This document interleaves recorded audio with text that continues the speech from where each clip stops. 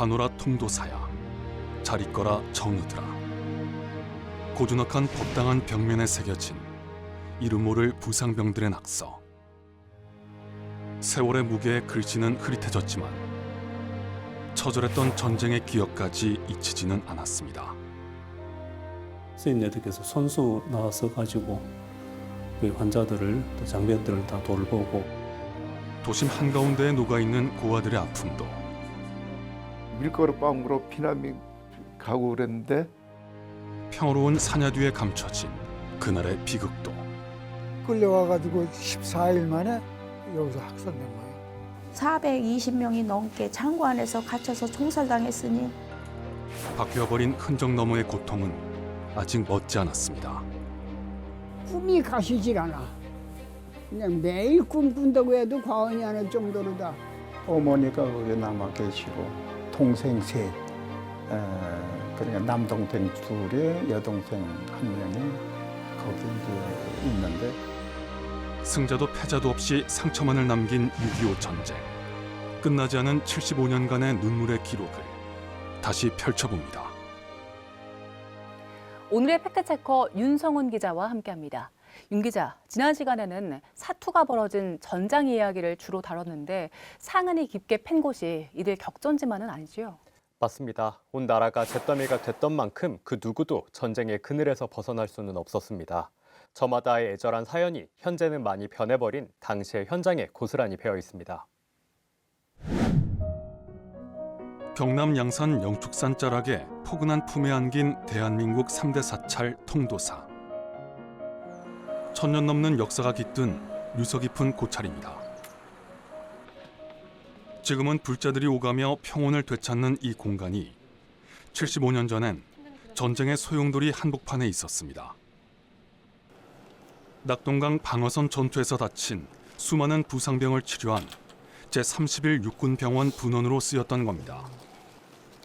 용화전, 도강명전, 관음전, 지장전 이런 여러 가지 정각들이 거기서 이제 치료하는 그 병원으로 사용됐고 스님들은 연불 대신 붕대를 들고 피 흘리며 신음하는 병사들을 보살폈습니다.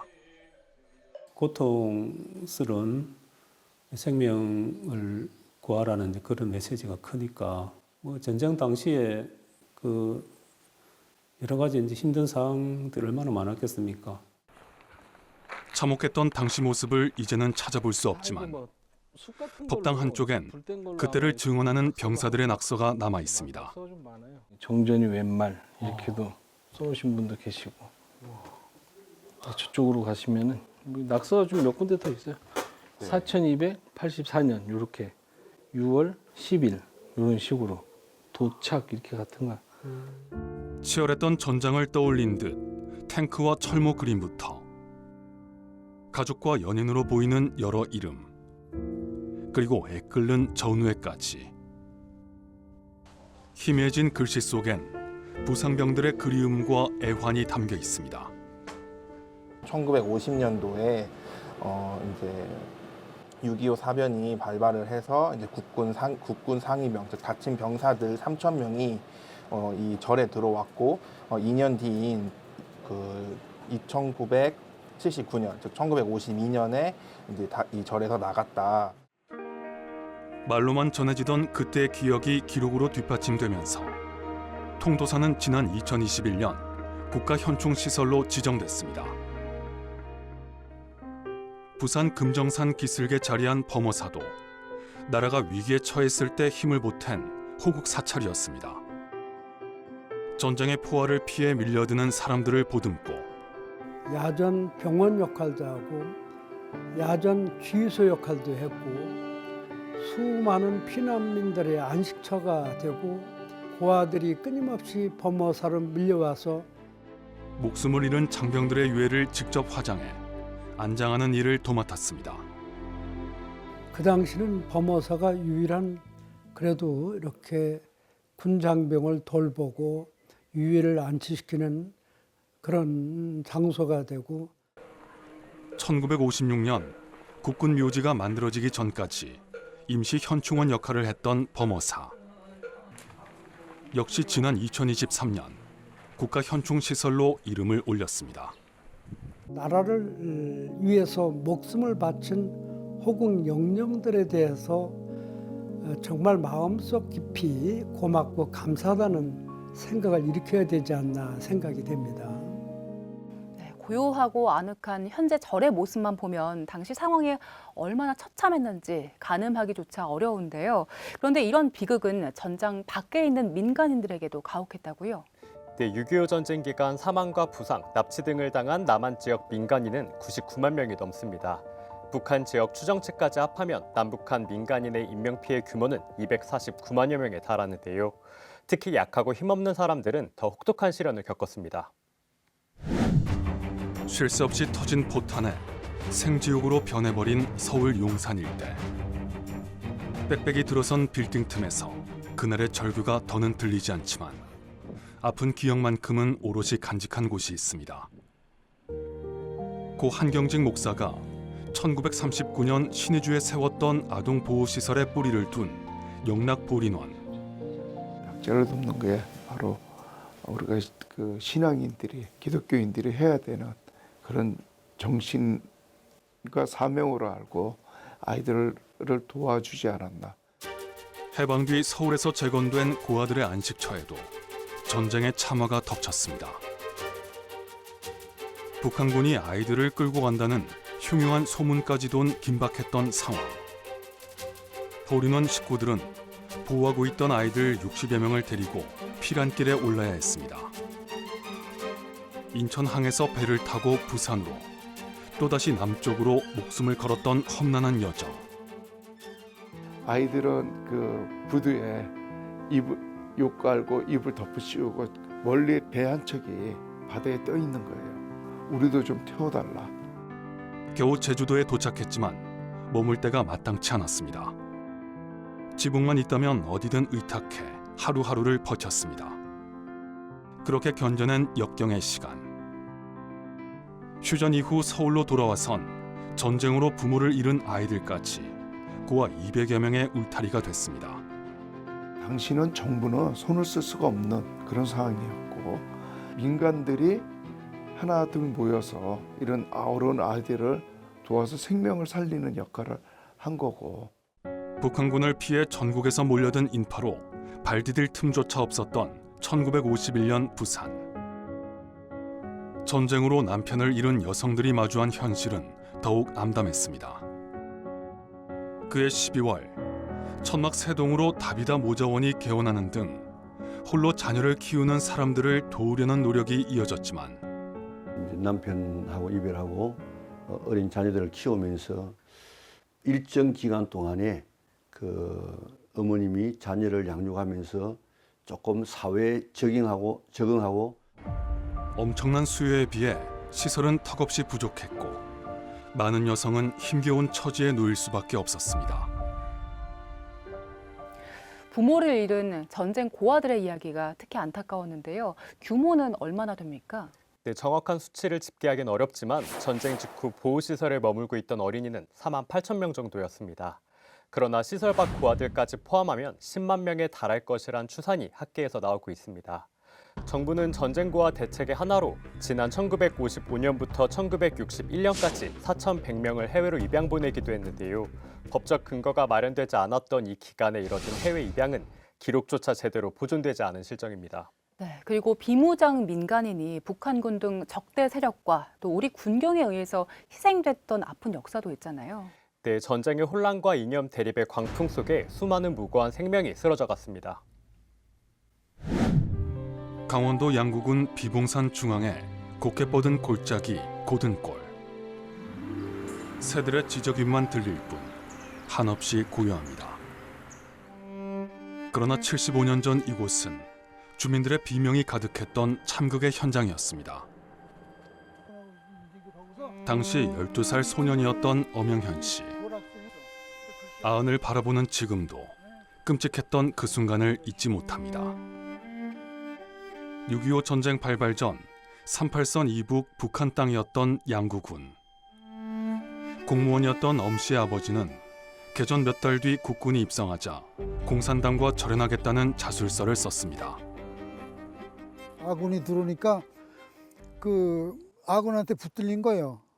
붙들려서 이제 자술서 쓴 거예요. 자술서 공산주의가 싫고 그 참 자유민주주의를 택했다 하고. 하지만 얼마 안 가 전세가 역전됐고 이 서류는 비극의 단초가 됐습니다. 자술서를 발견한 북한군이 반동분자라며 엄 씨의 아버지 등을 잔혹하게 살해한 겁니다. 끌려와가지고 14일 만에 여기서 학살된 거예요. 총을 여기다 여기 한 잘 맞고 다리 하나 맞고. 민간인에게 총구를 겨눈 잘못은 일부 대한민국 군경도 저질렀습니다.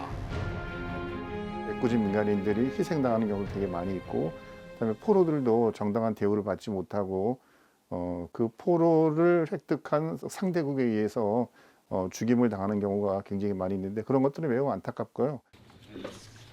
서울 구로구에 있는 한국전쟁유족회 사무실. 우리 군과 경찰에 의해 목숨을 잃은 희생자 유족들이 한자리에 모였습니다. 다른 얘기들은 그 당시에 억울하게 희생되신 모든 영령들을 위하여 일동 묵념. 서로를 위로하며 진실규명 활동을 이어가고 있습니다. 420명이 넘게 창고 안에서 갇혀서 총살당했으니 피범벅이 된 곳에서 아버지를 겨우 찾아가지고 주변의 공동묘지에다 매장을 하셨대요.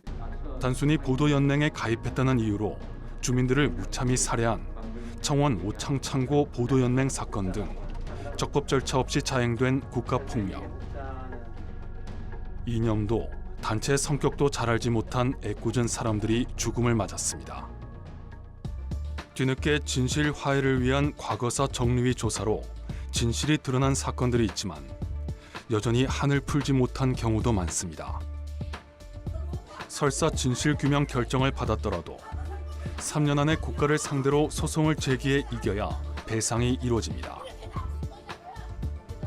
이런 절차 자체를 몰랐던 고령의 희생자 유족 중에는 어렵게 얻은 기회를 날린 사람도 있습니다.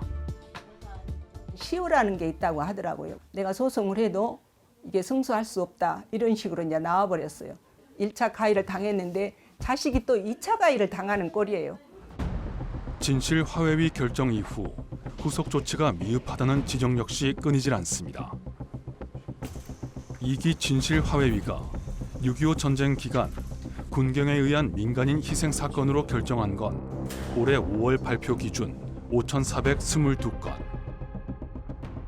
그러나 중앙정부 차원에서 사과가 이뤄진 사례는 아직 한 건도 없습니다. 이것을 정부가 국가 공권력으로 희생을 했어요. 학살을 했습니다. 그러면 거기에 대한 사과는 분명히 따라야 되는데. 네, 이분들의 아픔을 달래기 위한 제도와 정책 보완이 꼭 뒤따라야 할 것 같습니다. 정부와 정치권이 특히 관심을 기울여야 할 분들이 또 있다고요? 네, 북한의 고향을 두고 온 실향민들의 눈물이 여전히 마르지 않고 있습니다. 바다 건너 황해남도와 마주한 인천 강화군 북서쪽의 섬 교동도. 최단 거리는 불과 2.5km. 맑은 날이면 손에 잡힐 듯 북녘 땅이 가깝습니다. 잠시 폭격을 피해 내려왔던 이들의 그리움은 그만큼 사무칩니다. 황해도, 연백군, 연안읍, 미산이라는 데서 살다가 우리나라 6.25 전쟁 때 1000만 이상 가족 틈에 일원으로 나왔습니다. 저 어릴 때부터 아빠가 항상 그 주소를 말씀을 해줘갖고 아빠 고향은 호동면 남당이다 뭐 이렇게 바닷길만 아니고 이렇게 정말 그냥 아빠랑 손 붙잡고 걸어서 갈 수 있는 거리인데 되게 보면서 아쉽죠. 돌아갈 수 없는 고향에 대한 절절한 마음은 교동도 곳곳에 스며 있습니다. 황해도 연백시장을 떠올리며 실향민들이 함께 일궈낸 대룡시장. 남과 북을 자유롭게 오가는 제비가 북녘 소식을 전해주길 소망하며 작은 새의 둥지마저 소중히 여긴 제비마을. 그리고 북한을 바라볼 수 있는 전망대와 제사를 지낼 수 있는 제단에는 75년 동안 켜켜이 쌓인 슬픔이 묻어 있습니다. 산에 가서 이렇게 보면 집도 보이고 하니까 아 여기가 우리 집이다 이렇게 보면서 그래서 여기를 고향을 못 떠난 거예요 이제. 20살 청년을 95 노인으로 만든 75년이란 세월. 살아생전 꿈에 그리던 고향 땅을 다시 밟을 수 있을지. 흘러가는 시간과 기약 없는 기다림이 그저 야속할 따름입니다. 꿈이 가시질 않아. 그냥 매일 꿈꾼다고 해도 과언이 아닐 정도로 다 꿈에가 나타나. 옛날에 뭐 친구들하고 놀던 꿈이 뭐 그냥 그런 갈 수도 없고 그냥 슬픔을 그대로 안고 사는 수밖에 없이 오늘까지 살고 있는 거지 뭐. 네, 제비잼마저 함부로 치우지 못한다는 그 마음이 어떨까 싶은데 실향민들의 절절한 심정이 느껴져서 저도 참 마음이 아픕니다. 네, 그런데 고향을 그리워하는 마음에 더해 이별의 상처마저 안고 사는 사람들이 있습니다. 이별의 상처요? 네, 북녘에 가족을 두고 온 남북 이산가족의 애끓는 호소가 더욱 간절해지고 있습니다. 올해 3월 말 기준 정부의 혈육을 찾아달라고 신청한 남북 이산가족은 모두 13만 4천여 명인데요. 이 가운데 현재 살아계신 분은 3만 6천여 명에 불과합니다. 남북 관계가 경색되면서 이산가족 상봉이 중단됐잖아요. 생존해 계신 분들의 초조한 마음은 더 커질 것 같아요. 맞습니다. 당장 만남이 어렵다면 생사만이라도 확인할 수 있기를 애타게 바라고 있습니다. 안녕하세요. 저 YT 윤성호라고 합니다. 올해 84살인 홍성복 씨는 1950년 6월 여느 또래처럼 평범한 학생이었습니다. 북한군이 전쟁을 일으킨 직후에도 평소처럼 학교에 갔습니다. 학교를 갔더니 벌써 빨간 완장을 찬 그런 사람이 연단에 올라가더니 인민군으로 입대를 하려는 거예요. 그게 깜짝 놀랐죠, 사실은. 한시가 급해지자 작은 아버지와 고향인 황해도 연백군을 떠나 연평도로 향했습니다. 아버지가 미리 가 있던 곳에서 몇 개월만 피신했다가 돌아올 계획이었습니다. 그런데 그 길이 북에 남은 가족들과 기나긴 이별의 시작이 될 줄은 꿈에도 몰랐습니다. 막 길어야 1, 2개월. 잠깐 몸만 피하면 된다. 결국은 청산도로 해서 연평도에 거주하다가 사랑하는 어머니와 동생 셋. 북녘의 혈육이 너무나 보고 싶었지만 이산가족 찾기 신청은 주저했습니다. 행여 월남한 자신 때문에 핍박받지는 않을지 두려웠습니다. 하지만 커지는 그리움을 끝내 외면하기는 힘들었습니다. 신청을 안 하다가 최근에 가만히 생각을 해보니까 그래도 지금은 연세가 어머니는 벌써 1910년생이니까 110살이 넘으셨잖아요. 그래서 안 되겠다. 그래도 내가 뭔가 찾아야 되겠다 해서 그 DNA 그것도 검사를 하고. 퇴직 이후에는 고향을 회상하며 이북 5도 위에서 명예 연백군수를 맡은 홍성복 씨. 남북 관계가 개선돼 북쪽 가족들의 생사만이라도 확인할 수 있기를 염원하고 있습니다. 지금 그리워하시는 어머니를 뵐 수 있다면 좀 어떤 말씀하고 싶으세요? 저는 그래요. 불효자입니다. 우선 용서해 주십시오. 우선 그 말부터 드려야 되죠, 사실은. 정부는 매달 이산가족 신청을 받고는 있지만 꽉 막힌 남북관계 탓에 만남 성사까지는 넘어야 할 산이 많습니다. 전문가들은 곧바로 상봉이 어렵다면 서신과 영상 교환이라도 재개할 수 있도록 정부가 더 적극적인 자세로 나서야 한다고 강조합니다.